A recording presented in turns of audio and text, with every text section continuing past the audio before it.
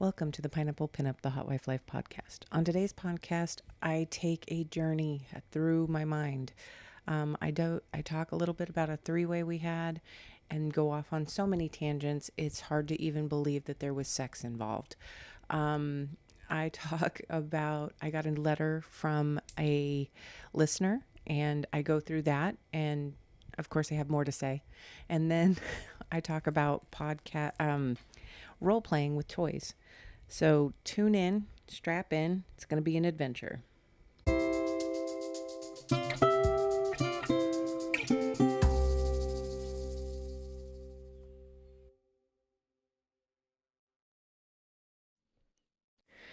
After Andrea and I recorded last week's episode, we invited over a mutual friend of ours. And that mutual friend of ours came over and we decided that we were going to play. And it was one of those impromptu things that my husband and I like to throw together so that we can do like content and stuff. So we, of course, ask everybody, are you comfortable with being filmed? Are you comfortable with that film being posted? And for the most part, everybody is. And occasionally you'll get somebody who doesn't want their face. So in this particular case, we got somebody who didn't want his face posted. So my husband and I, we ask the questions so that we can do the thing that we want to do, which is get content. And it's actually not even that we want content.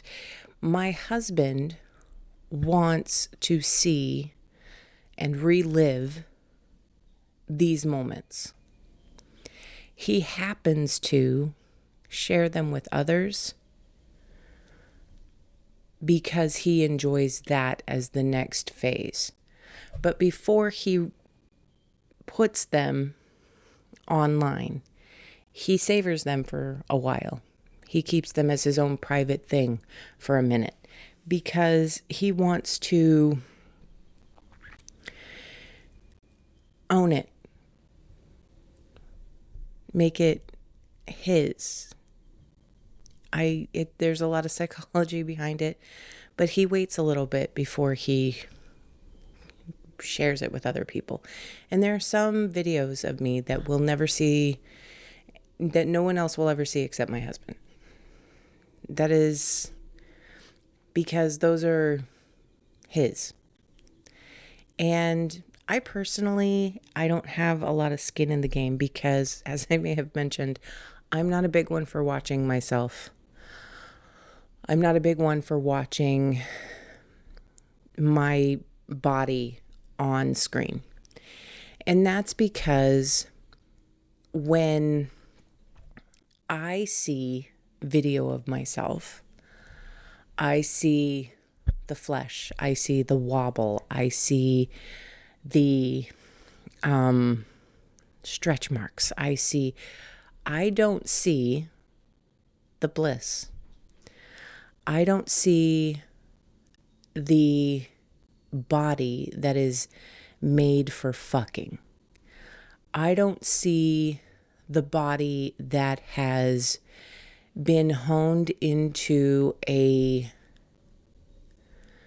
creator of pleasure. I don't see a body that is meant to be shared and explored, which is because of my perceptions, okay? I can watch anybody else on film and not have a problem with it and not be judgmental of it. Unless, of course, they're being very performative, and then I'm just like, what is that noise? But for the most part, I don't have a lot of judgments with other videos. And that's just because of the fact that there's no ego attached to that. There's no id, really. So because of that, I understand my limitations and I don't explore them. But this is what I want to say to all of the women out there. You don't see what they're seeing. When a man is ready to fuck you and you're scared that you're not going to, that you're not the right size, let me just tell you, size is not the factor. The factor is that you don't need to worry about what he sees when he looks at you. You need to worry about the pleasure that he is going to get from you. You need not, and you don't even need to really worry about that, because I got to tell you, ladies, it's probably going to happen for him. Maybe you worry about your pleasure. Maybe you worry about, am I going to get off? How do I need him to position me so that I can get from A to Z? Because guys are very simple tools, okay? There is usually enough pressure, enough grip, enough movement that they can create to get themselves to a point where they can get off. Guys are not hard to convince when it comes to orgasms. What's hard for a man is knowing that he has done the same thing for you. They like knowing that they can get you off.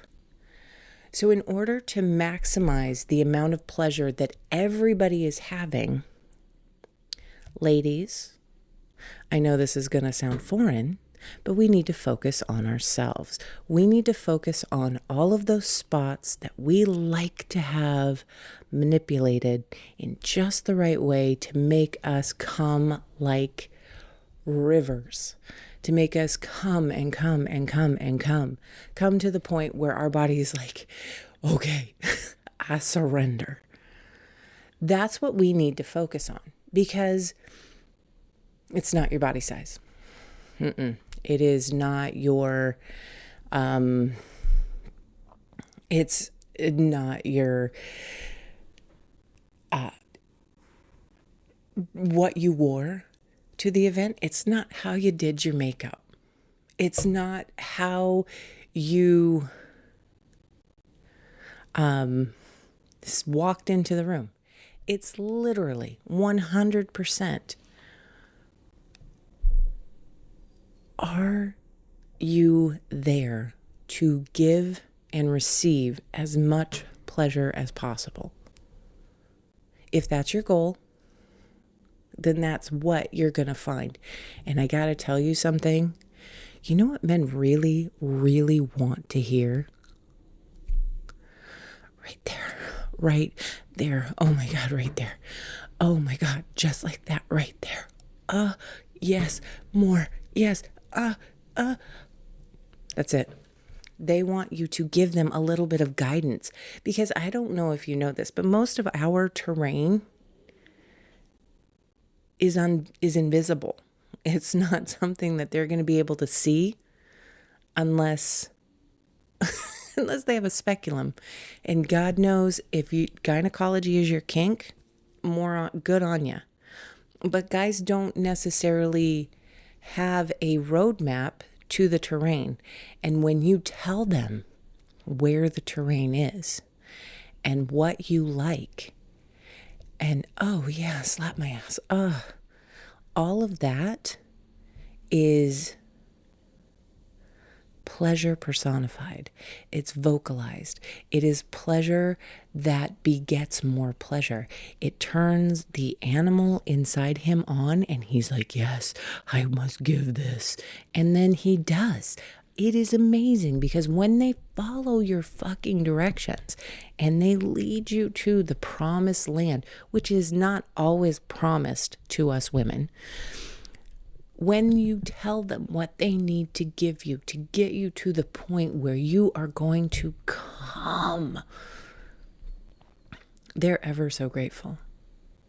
And they are ever so eager. Because almost more important than a man's orgasm is the fact that he can get a woman off. That's what makes a man a man. In some circles. But that's literally the ability to give as much pleasure as they're getting is one of the things that drives people. Okay? To be the guy that can do the thing that made her make that noise, that sound, that made her body squeeze down and grip and choke and all of that is bragging rights. All of that is more pleasurable than an orgasm, because an orgasm can be ruined. An orgasm can absolutely be ruined for a guy. It can be half-hearted. It can be too quick, and then it's just disappointing. It can be something where it happens and they didn't want it to happen, and it is such a disappointment. Okay, so here we are back at square one. So we invited this gentleman over. Now, I'm going to throw something out there that a lot of guys really want. And you need to think about what it is you're asking for, okay? So we had this night after Andrea and I recorded where we invited her friend over and he came. Now, you're a man that has 2 vaginas that are asking to be pleasured, and not just pleasured well, pleasured to the point where they're both exhausted. And there's just one cock. And they can do some things themselves, okay? Absolutely. But yours is the only cock in the room, the only thing that is going to bring body-quaking pleasure to 2 women. Remember that before you ask for a threesome, okay? Remember that it is all going to be on your shoulders, but also don't think about it too much, because if you think about it too much, you're going to psych yourself out and you're not going to be able to perform anyway. So... But there's a lot to consider. The fact that there are 2 women there that are eager, they're wet, they're open, they're ready. One of them sits in the sidelines and waits. Maybe gets some touches and feels in. But you are going to have to be preoccupied with the first vagina in order to get to the second one. Now, in this particular instance, it was kind of worth it. It was a fun time. It was great. It was a lot of give a little, give a little, give a little, give a little, give a little, get a little, get a little, get a little, get a little.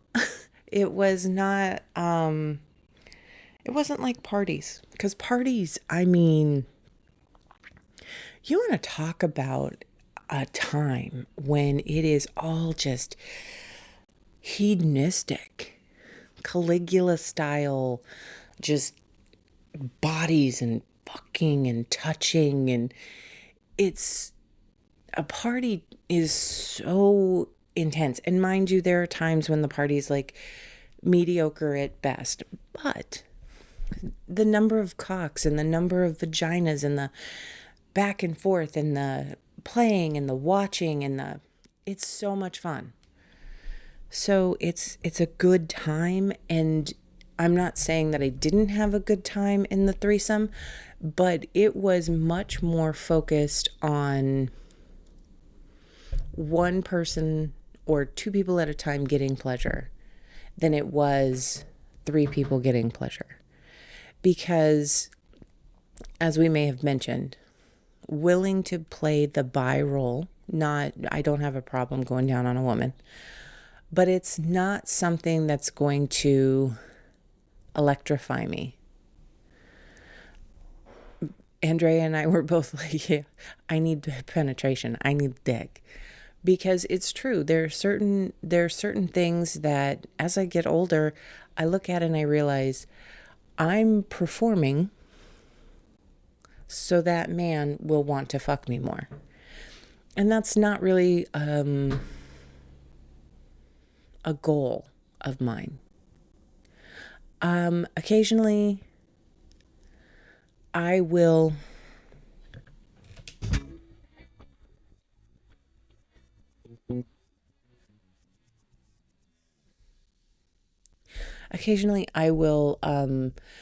go down on a woman because it is the path that's before me. But it's not something I'm seeking out really per se.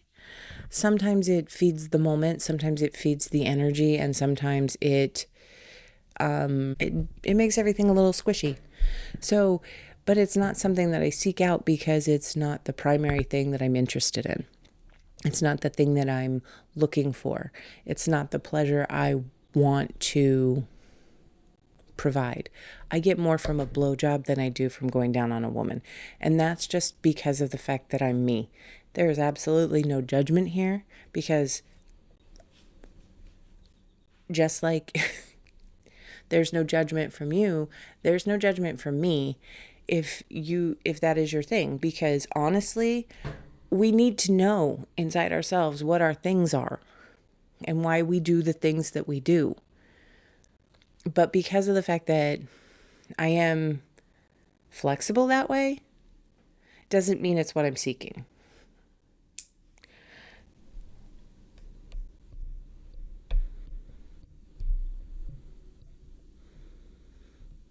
So they were there, and we of course fucked, and of course my husband got it on film, and he got a lot of things on film that he really enjoyed.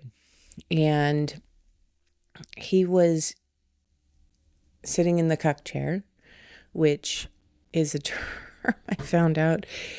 Oh, I love that one. I love it so much. But anyway, so he was in the cuck chair and he was filming and he was watching, and everything was really fun. And we had a really, really good time.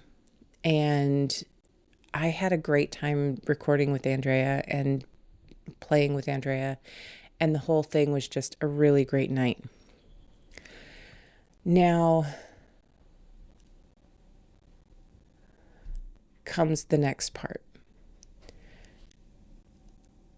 Now comes the part where that gentleman reaches out to me. And because of the fact that I know that he and Andrea have an understanding, especially with regard to playing bear, I reach out to her to make sure our relationship is squared up. Because I think that's important. If you're playing in this lifestyle, you need to make sure that the people you know that you are trying to create friendship with are not going to be injured in some way by something you're doing. And that's my main goal. I just don't want to injure anyone. So because of that, I'm respectful of the fact that while they're not together,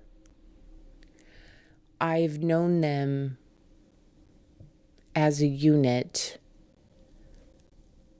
more than I've known them individually. So while they may not be dating or something like that, I want to at least be respectful of the fact that I know she plays with him fairly exclusively quite a bit. And so I want to make sure that I am not injuring anything, because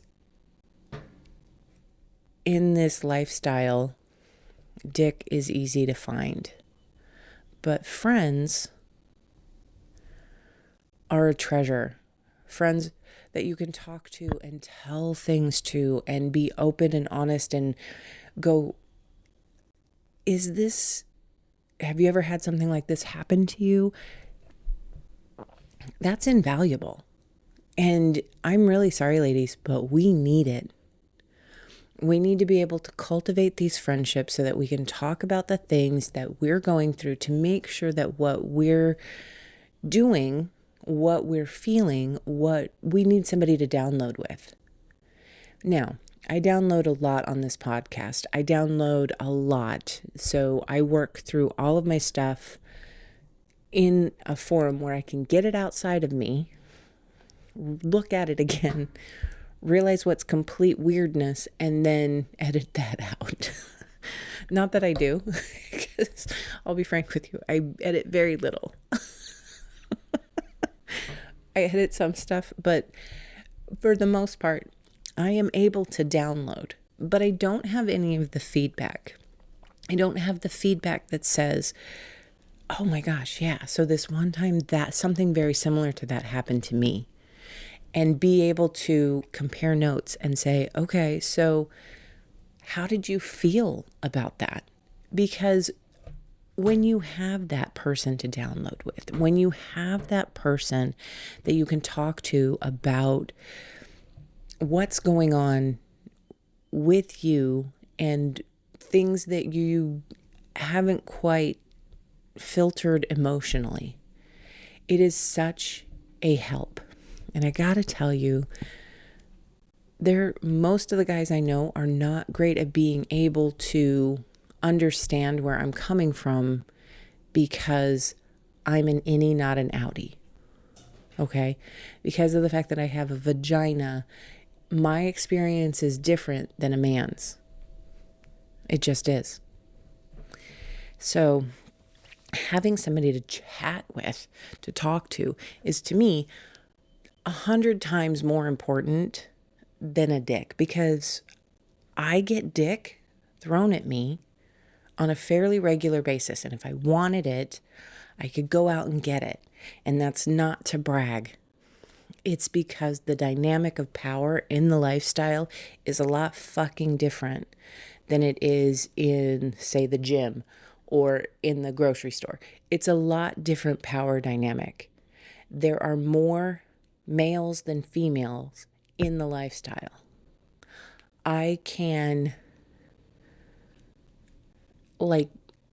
It is not hard. It's like Tinder on crack, because it's a numbers game for a lot of guys. It's like the more people that you throw the dick out to, someone's going to scoop it up. And that's not to say anything is wrong with that, because there's nothing wrong with that. If you're in the numbers game, great. Be in the numbers game. Get what you need. But it's easier for me to find dick than it is for gentlemen to find vagina. Just saying it. So, because of that, because it's easier to find dick than vagina, when you have vagina, you need to care for it. When you have that friend, when you have that person that you can download to girlfriend, you need to foster that relationship. You need to make sure that there's nothing going on that could cause hurt or distrust. Okay? I choose honesty in almost everything I do because, first of all, it's the easiest thing to remember.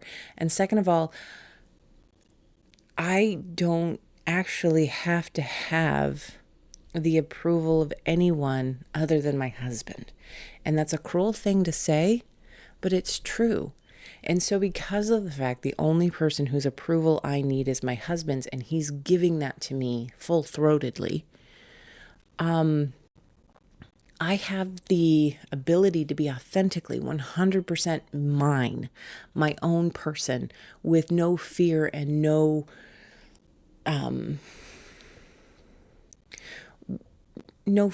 regret. I love the fact that because I am with this man who has consented to me, with me, for me. All of that.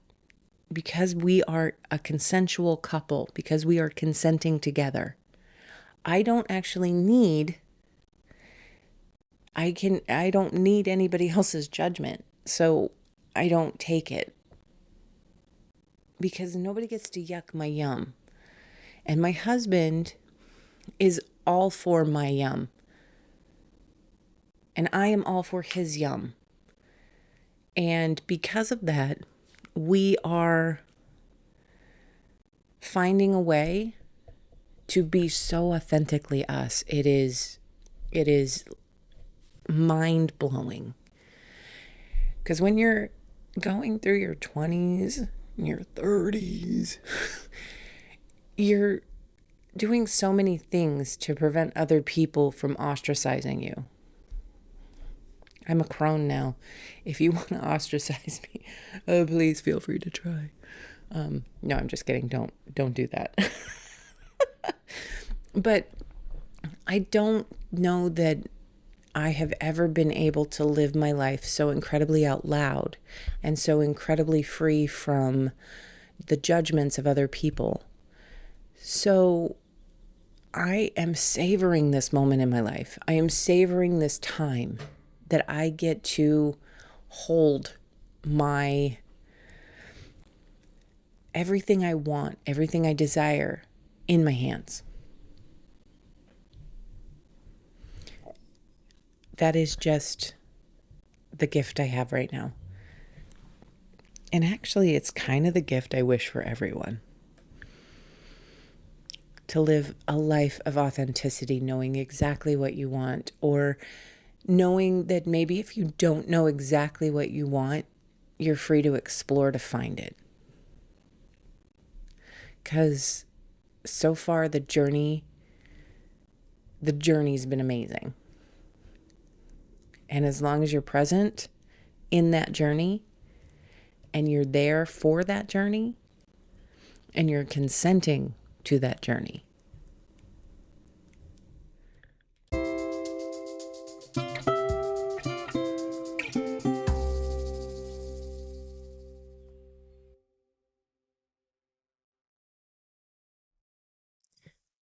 you all know I love an origin story. I love to find out how people were brought to the lifestyle, whether it was through their own research, whether it was through suggestions from others, just what it was that brought them to the lifestyle. So I got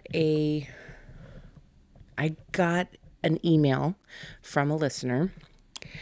Hello, my wife and I have been listening to your podcast. Me, more the husband, even more so. You and my wife sound very similar, which is what I think draws me in. We haven't done any parties yet, but we have used the apps to meet people, mostly MMFs.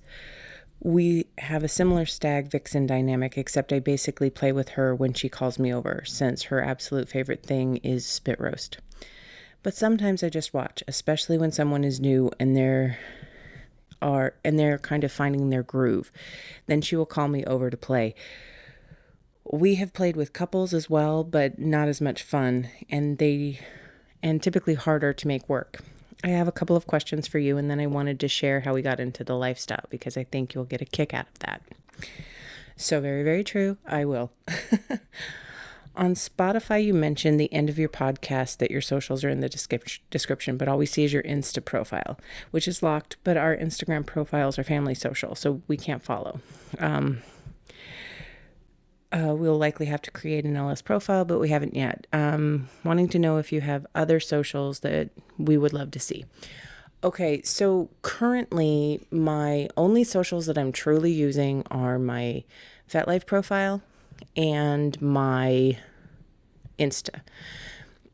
I am probably I have a YouTube, but I haven't really used it efficiently yet because I haven't really figured out how.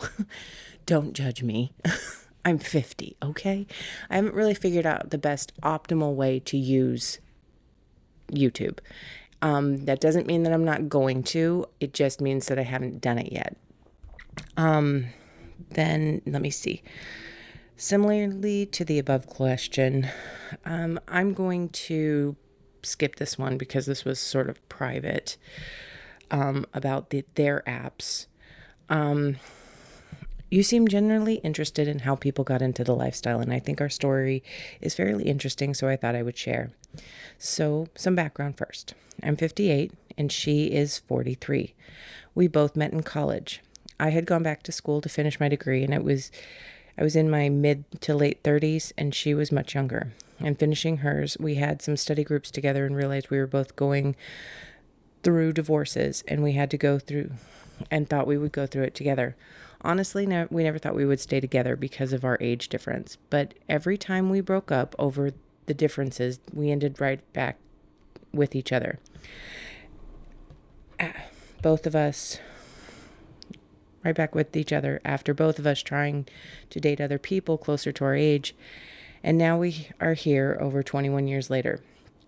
When we first started talking, I shared stories over drinks after our classes about me and my ex-wife, and we had been swingers for a couple of years.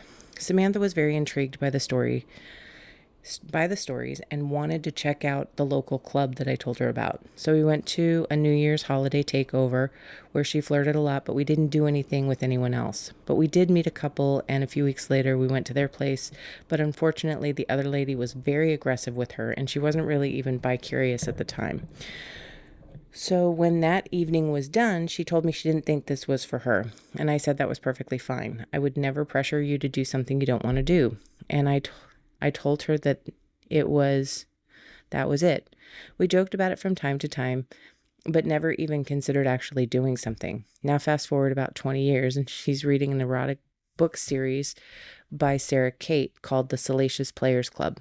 It's all about a group of college friends that started dating apps for kinks, which was very successful, then led them to start a sex club in California. Then each book tells the story of each of the friends. If you like reading a lot erotic stories, you might really enjoy this series. She ended up making me read it.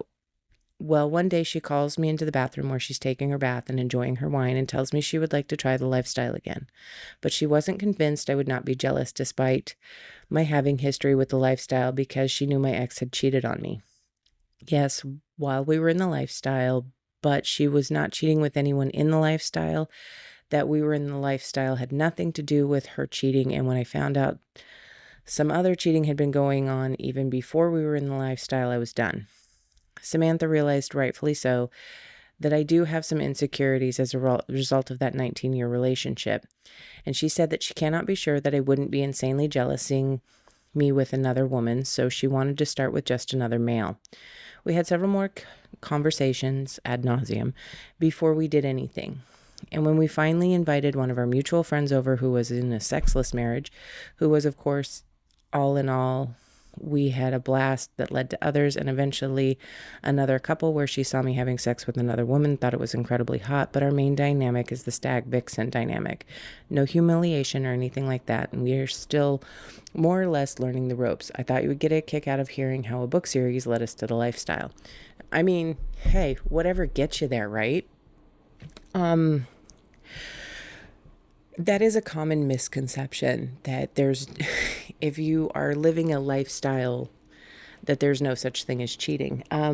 Your rules are your rules, and adhering to your rules and making your rules very, very clear, that's the best way. And the thing is that anything that you need to lie about is probably not a thing that you should be doing. If in the lifestyle, I don't care. I don't care what your relationship is and how you choose to conduct it. That is 100% obviously up to you. I myself feel that if I have to lie to my husband about a behavior that I'm doing, that it's probably not the behavior that we have agreed to. My problem is I overshare. I am very communicative in all of the wrong ways with my husband. When I start a story, it takes me about 19 different turns to get to the point I was trying to make with the original story. It's a tale of ADD as old as time. So, I do find it interesting that you found your way back to lifestyle with baggage like that, especially considering that in some ways, people could look at it and say maybe it was the lifestyle that brought on the need to cheat. That is completely false. The thing is that in a lifestyle relationship, the one thing that has to be made clear is communicating with your partner. If you and your partner have that element of, I'm going to go fuck around and not tell him because it makes you feel sneaky, but you've set that up in advance, good on ya. But if you're lying to hide behavior, it's something you should really consider. I am not in any way, shape, or form an expert on how everybody does the lifestyle, because everybody does the lifestyle their own way. But I do know this: it is possible for you to hurt your partner if you are not honest, if you are not putting everything on the table. If there is betrayal happening, and that is the thing about the lifestyle, we are walking a very fine line. We are walking a fine line of jealousy. We are walking a fine line of anticipation, and the mixture of those feelings that make us human, that bubbling in our belly, that like, what if she doesn't come home this time? What if, we're constantly walking the line. We're walking the line. And the one thing I will say is that I am grateful that I choose my husband. I'm grateful that I get to choose my husband, because every day is a choice. Every day is a choice as to how we are going to proceed. And in my particular case, I love being able to choose my husband every single day, even when there are, rough patches and he does something that's unbelievably irritating or insensitive or rude. And I'm boiling in all my little petty emotions. I still look at him and choose him, because he is mine. He is my one. He is my person. And I'm grateful to have that. I am also grateful that we have found the lifestyle so that we can walk this road. And I also love our dynamic within the lifestyle. I love the fact that he is there for me and I am there for him. We are there for each other. Now, people often ask why I don't let my husband play. And let is a strong word. My thing is my dynamic with my husband is, this is how he wants it. And I give him that grace, that honest to God, yes, if this is how you want to play the game, then let's do it this way. Because his happiness is most important to me. And my happiness is most important to him. Well, my pleasure might be a step above my happiness, but whatever.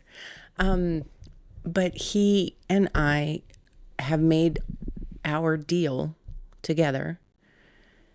And he knows that if he found somebody that he wanted to experiment with, male, female, whatever, I would not be opposed. I would want to have a conversation to make sure what he was doing, why he was doing it. But I would never, ever, ever impede him from doing it. So I know I've probably made that clear before, but my husband and I work through our lifestyle and our real life as a team. Okay? We discuss it. We talk about it. We have the conversations. We have the hard conversations. We have the vague and ineffective conversations. But eventually we get to the real deep, honest to God conversation because, ladies, I need you to understand that my husband communicates like a man. Okay? Even when he is in the lifestyle, his communication, which has improved immensely from this lifestyle conversating, he still communicates like a man. A little bit less vulnerable, a little bit more vague than a female would. A female is going to tell you, you have hurt the feeling that I keep in my middle toe at the very tip that I try to hide in closed-toed shoes, but you heard it on the 3rd of March when you said this thing. Okay, we're very specific about the thing that we are feeling, okay? And that is not a bad thing, but men are not. Most of the men that we are dealing with right now, okay? And I being a Gen X woman, and I am married to a Gen X man, we grew up in the same time period. We grew up in the same playgrounds, okay? I myself understand that my husband is going to have a lot of the access to his emotions basically buried under layers and layers of layers of be a man. Don't cry. What's wrong with you? Why aren't you? And that is layers and layers and layers of spending his life growing up in a time where men did not show any emotion at any time. Stoic was the name of the game, baby. And so filtering through, like a goddamn archaeologist, filtering through the layers and layers and layers of protection that they have put onto their emotions takes time and it takes effort. And literally, I have to hand my husband words and explain to him what they mean so that he will know the difference between what this is and what that is, even to talk to his doctor. Okay? And that is not a failing of his. That is the standpoint from which he started. And together we have chipped away at some of the bullshit that childhood has laid upon him. And masculinity in the 80s has laid upon him. And he is not a bad guy. And toxic masculinity is something that we're all striving to get past. But guess what? we have to do the work. And sometimes if you feed them words, explain to them what they mean and how that relates to how you are comprehending what they're trying to get to, is ever so helpful, okay? You have no idea how many times my husband was like, you always do that thing. And you know what thing I'm talking about, because you always do it. And I'm literally standing there going, I have no idea what we're talking about right now. And he's like, the thing that you do that's like all the time. And literally nothing. I've got no idea whether I don't know what he's talking about one way or another. And that's basically where conversations have started with us. And through many, many conversations where we're listening to podcasts and talking to other people and getting more vocabulary and expanding our understanding of the human male-female connection, we are starting to really blossom into something and blossom into people who truly know, respect, and understand one another. And it is, I got to tell you, miraculous.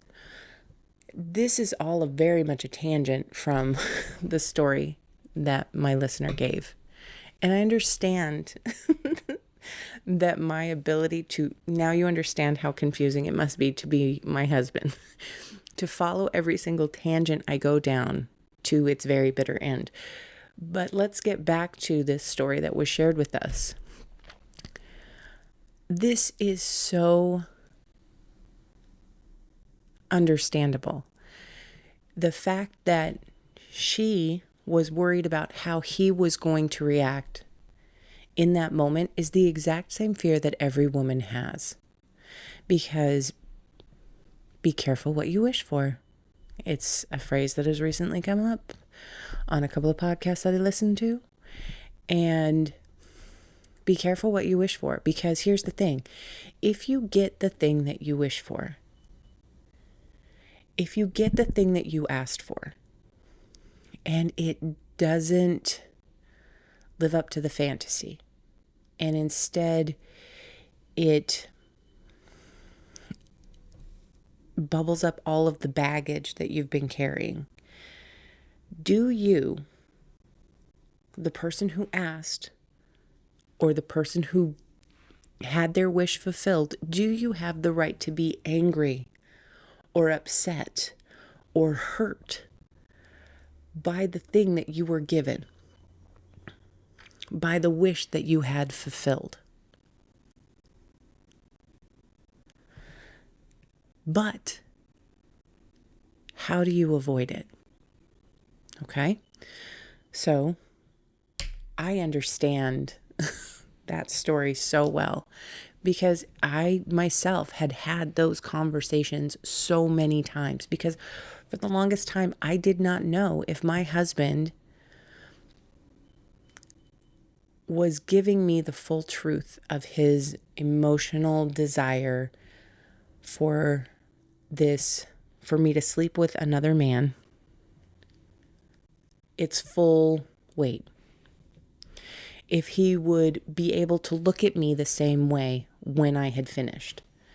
If he would be able to still love me and not be full of betrayal and hatred and hurt and heartbreak and all of the baggage, okay? Was he going to find the elation that he thought he was going to, that was a mixture of the jealousy and the angst and the anticipation and the desire? Was he going? Which one of these roads were we going to find ourselves on when it was done? And it took me a long time to believe him It took me a long time to believe that he knew his own mind. He knew his own heart. He knew his own emotional baggage. Because any woman, and I'm going to tell this to you straight, guys, any woman who has had a conversation about emotional issues with a man has trouble believing that you understand. And that is not a fault of theirs, and it is not a fault of yours. It is just the packaging that we're all wrapped in. Because women are intrinsically more in tune, because we have to have the empathy. Because we are designed to be mothers. And not all of us are. I'm not saying that. What I'm saying is, because of the way that our hormones go through our body, we are designed to know what other people are feeling, so that when we do have a tiny child that we are supposed to care for, we can kind of figure out what it is that they need. This is not the same hormone makeup that men get. Biologically, we are more in tune with our emotions, and therefore, because you are not as in tune as we are, we have more subtleties to base our reactions on. We have more body language and more facials and more everything else to basically say, I don't even know if you know what you're talking about right now. And that's not a bad thing, because getting to the point where you can truly believe, that gets them to the point where they have fully explored it. Because it is not something that is a single conversation. There are many, many conversations that need to be had in this journey, to pull back the layers, to make sure that everybody understands exactly what is going to take place and exactly what the expectation is when it does take place. And running through the scenarios and talking about, so when I take his dick and I slide it into my throat and I gag a little bit, and you're watching from the other side of the room, and you can understand what it is that he's feeling, and you could know that I am giving it to him instead of giving it to you, are you going to be okay with that? And if you run through scenarios like that, when his big dick slides me open,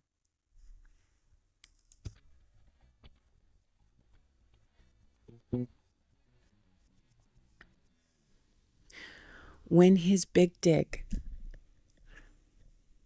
pushes me open and he slides that dick so deep inside of me to a point you've never reached, are you going to be okay with that?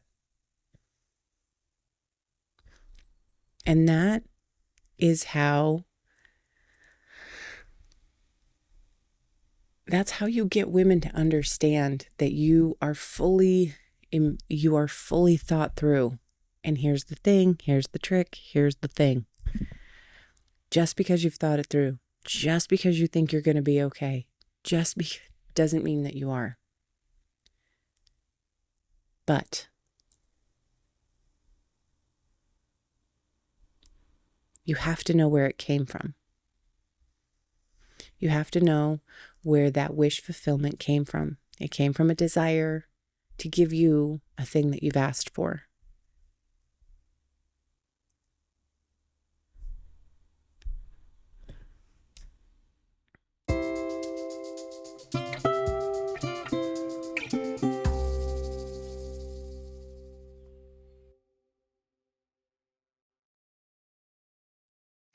A lot of times when couples are exploring the lifestyle, they start with role play, which is a great way to start, okay? It's a great way to see if it's something that you could even possibly attempt. Whether it's going to a bar and pretending to be strangers and picking each other up, talking about the fact that, oh yes, I have a husband at home, and I'm pretty sure he'd enjoy hearing about this, that kind of thought process. Whether it's toys, being able to fantasize that this particular dildo is another man's cock, giving her vast amounts of pleasure, watching her have that pleasure. The thing is toys can always enhance, whether it's toys for her pleasure, or whether it's toys for his pleasure, or whether it's a cuck cage, or whether it's something in the bondage realm, something that takes away, because women, I know this, something like bondage takes away that layer of questioning ourselves as to whether or not we are doing the right thing, and having no option but to do the thing that that's being done. Such a relief sometimes, right? Okay, so here's the thing. My friends over at privateadventures.net, they have a whole slew of toys that you can sort through and figure out and help yourselves determine what it is that you are looking for. And if you head over there, they're a friend of the pod, please let them know that I sent you. Pineapple Pinup 10 is my code. But honestly, that is just one more way that you can figure out what it is that you're actually looking for. Because, as I may have mentioned in one of my other segments, you got to be careful what you wish for. And I learned a lot from listening to Cuck My Life. It's a podcast for men who are basically the opposite side of me. I am a hot wife. They are cucks. And it is so interesting to listen to the male perspective, to listen to the male desire of what they seek, what they look for, what they are experiencing when their hot wife is hot wifing. I cannot explain how much information can alter your way of thinking, how much information can provide you a guide, a roadmap. If you are interested in getting into the lifestyle, explore, learn, listen to stories, hear what people are saying about it. Because believe me, there are podcast after podcast after podcast out there. And it all depends on what you're looking for. But if this is something that you want to get into, and you want to learn how to have the conversations, and you want to learn how to decide if it's really something you want, you've got to learn. You've got to explore. You've got to, I don't know, role play, take on some toys. It is anything consensual between two adults is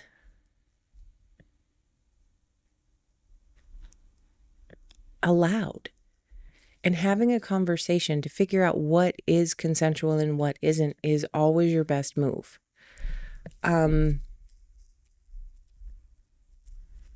Take the time. Take the time to have the conversations. Take the time to do the exploration. Take the time to listen to people telling you their experience, to figure out if that resonates within you. If something someone is saying doesn't resonate with you, doesn't click everything and start the wheels turning, then maybe that's not your thing. But educating yourself, learning how to explore your own fantasies before you, I don't know, break them out into the daylight is never a bad thing, because you can feel like something is something you want. You can feel that deep down in your bones. You can say, this is what I want. And then you get it, and it's not exactly the thing you thought it was going to be. So for me, I feel like role play for me and my husband was a great launching point. It was a great place to start our journey towards the lifestyle. Playing with toys, playing with machines, playing with vibrators, playing with caging, playing with all sorts of things was without a doubt some of the most helpful stuff we ever did, because it helped us to discover who we were in our own relationships.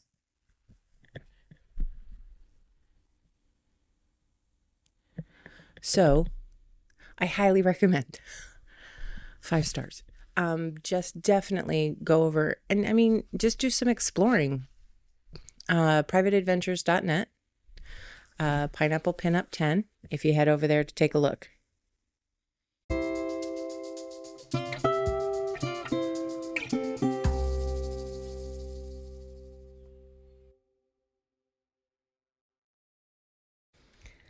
Thank you so much for listening to today's podcast and getting to the end of it. If you have any questions or would like to share your story, please don't hesitate to hit me up at pineapplepinuppod@gmail.com. You can also hit me up on all of my socials. They are listed in the show description. Hopefully more to come. But thank you so much for listening, and reach out if there's anything you want to talk about.